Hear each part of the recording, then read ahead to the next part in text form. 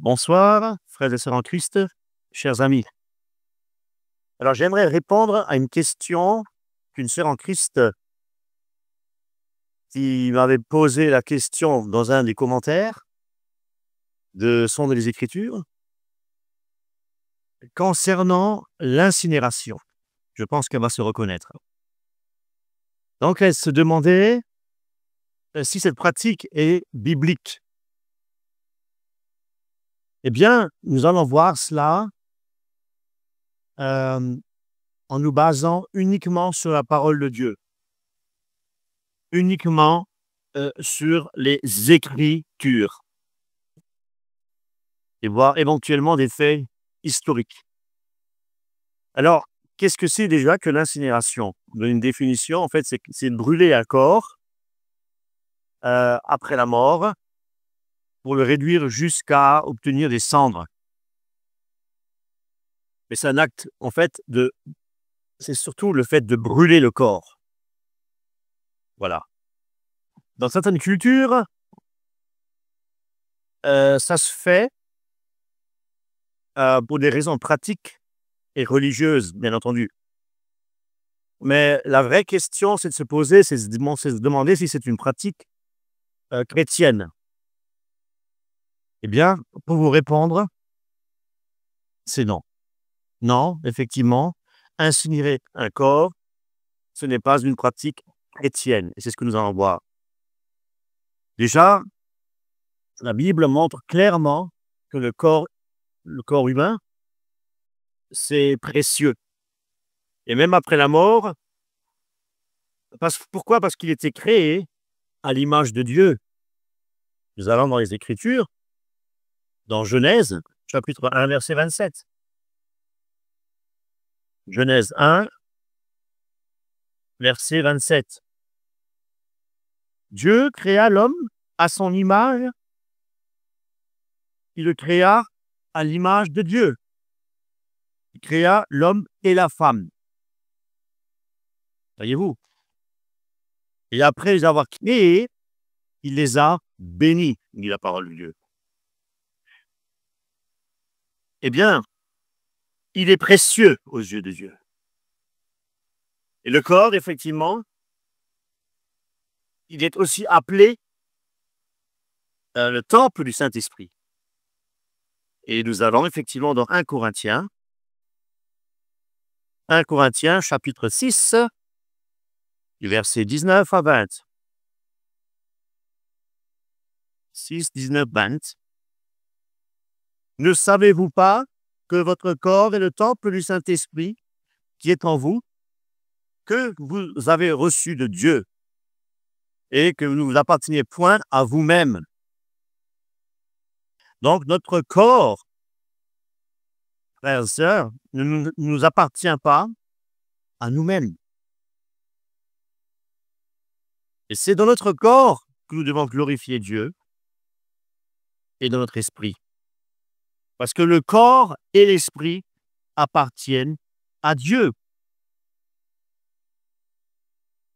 Ça veut dire, en fait, en clair, que ce corps doit être respecté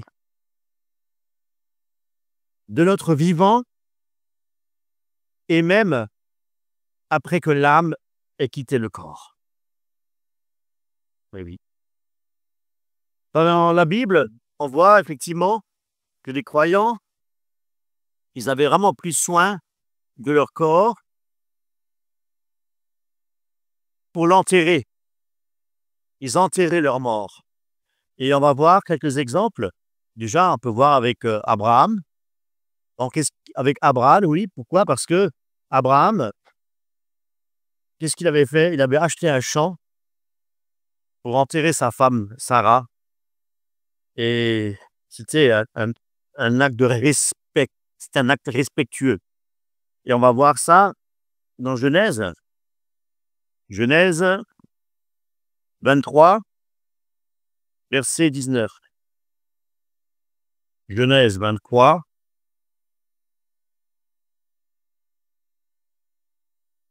verset 19. Voilà. Les pages sont très fines. Il est dit, après cela, Abraham enterra Sarah, sa femme, dans la caverne du champ de Macpéla, vis-à-vis de Mamré, qui est Hébron, dans le pays de Canaan. Il enterra sa femme. Et puis, Jacob, il a demandé aussi à être enterré en Canaan. Parce qu'il y avait effectivement un tombeau familial. Et on va aussi le voir, c'est dans Genèse 49. Genèse 49, versets 29-31.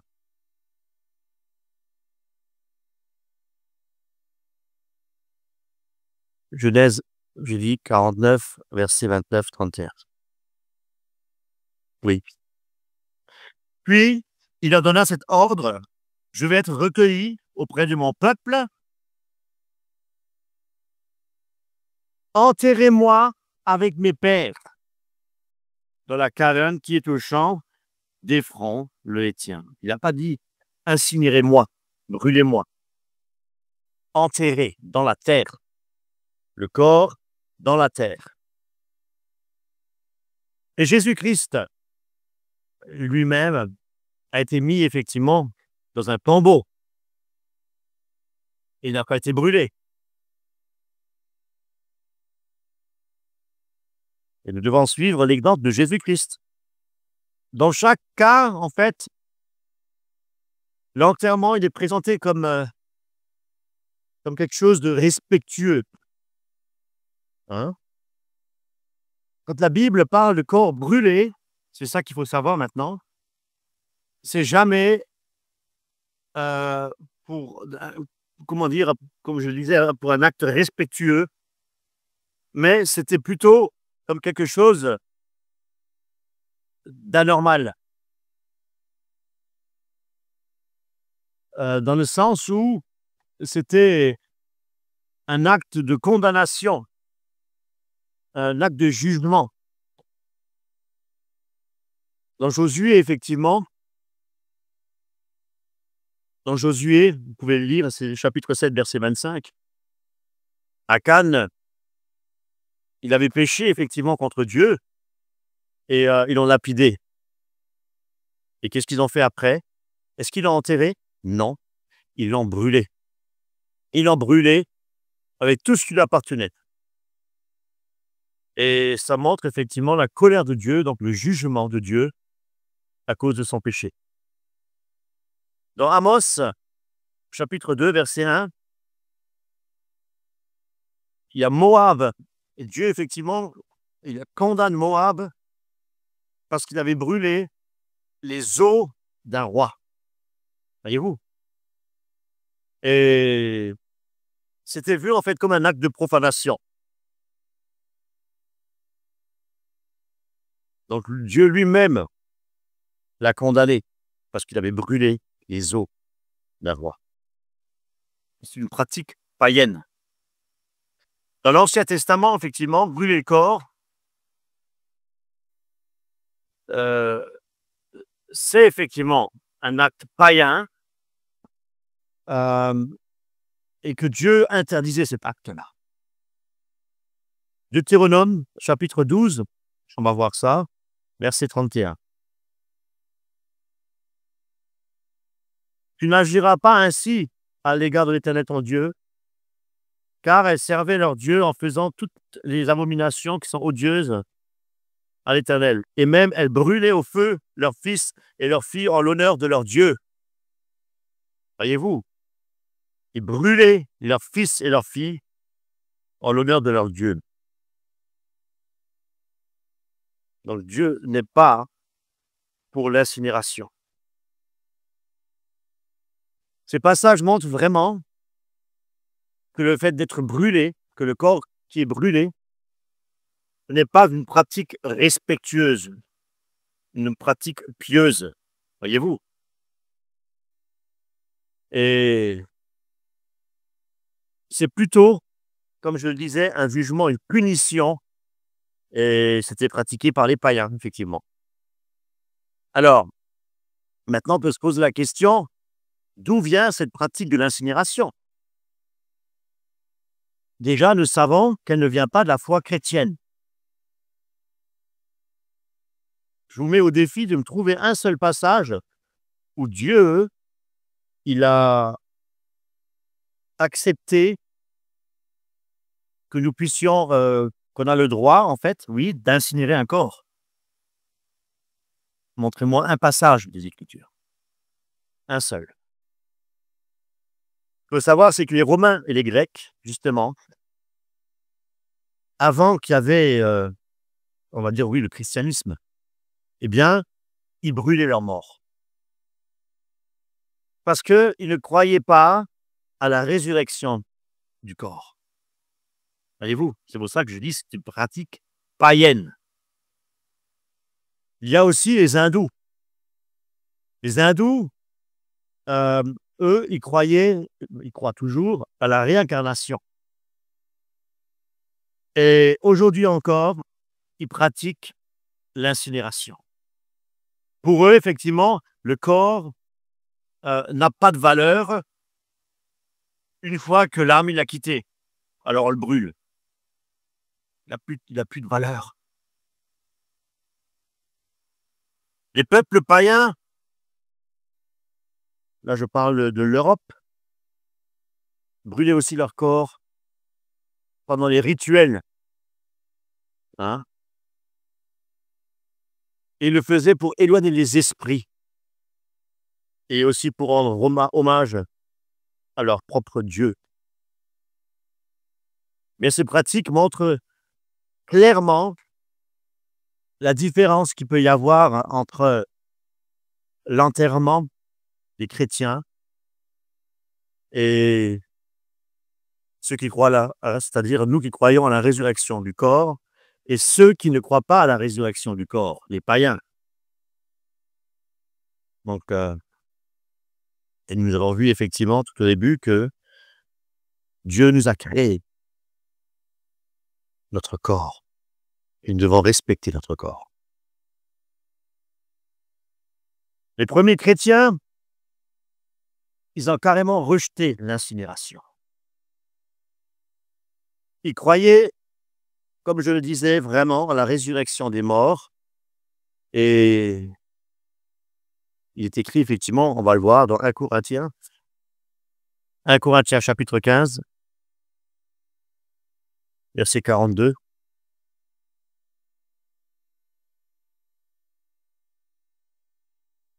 Ainsi en est-il de la résurrection des morts. Le corps est semé corruptible, il ressuscite incorruptible. Il est semé méprisable, il ressuscite glorieux. Il est semé infirme, il ressuscite plein de force. Plein de force. Amen. Les premiers écrits chrétiens, là je parle maintenant des, qu'on appelle les pères apostoliques, les pères apologistes, qui avaient défendu la saine doctrine au 1er siècle, pour parler de Tertullien, pour parler d'Irénée.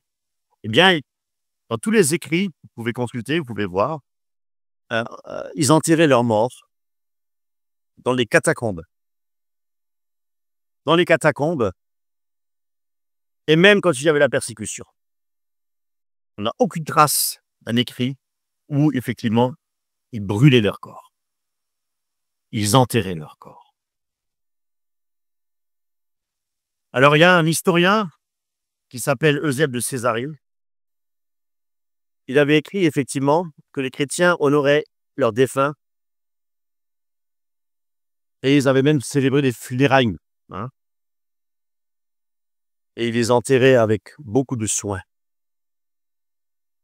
Beaucoup de soin. Et contrairement, effectivement, aux pratiques païennes. On brûle, c'est fini. Ce qu'il y a, c'est que il n'y a aucune preuve écrite, je vous l'ai dit, aucune preuve écrite que les premiers chrétiens incinéraient leurs morts. Et comme nous l'avons vu, c'est plutôt une pratique païenne. Et c'est une pratique qui est complètement irrespectueuse devant Dieu. Maintenant, il y a une autre question qu'on pourrait se poser, c'est pourquoi que l'enterrement est important? Pourquoi? Parce que l'enterrement reflète la foi chrétienne de la résurrection, voyez-vous? Et le deuxième aspect, c'est ce qu'on a vu au début, le respect du corps. Nous sommes aussi le temple de l'Esprit de Dieu. Voyez-vous? Dire que ça n'a pas d'importance, c'est quelque part ignorer la valeur, si vous voulez, que Dieu il donne au corps. Voyez-vous? Dans Ézéchiel, chapitre 37, versets 5 à 6, Dieu, il disait aussi qu'il redonnait en fait la vie aux os, aux ossements.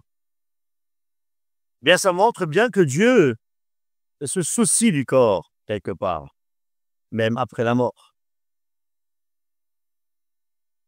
L'incinération, c'est une pratique qui rejette cette vision. Et ce n'est pas une question de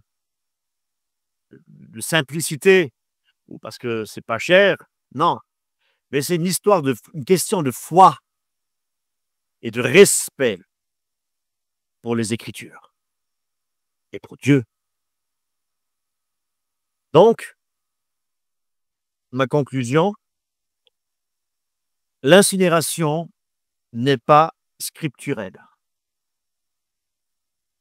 C'est une pratique païenne de culture qui ne croit pas à la résurrection. Et effectivement, les premiers chrétiens, comme nous l'avons vu, ont toujours enterré leurs morts. Toujours. Tous les premiers siècles. Et c'était un acte de foi et c'est un acte de respect devant Dieu. La Bible montre que le corps humain, il est précieux. Il est précieux même après la mort. Et que ce corps mérite d'être traité avec, on peut dire, de la dignité. Avec de la dignité, mes amis. L'enterrement, effectivement,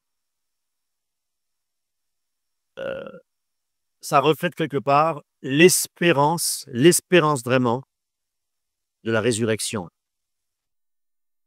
Mais, ou bien plutôt dire que l'incinération, quelque part, elle va à l'encontre, en fait, de cette pratique, de cette vérité biblique. Voyez-vous? Donc, l'incinération n'est pas biblique. Soyez bénis.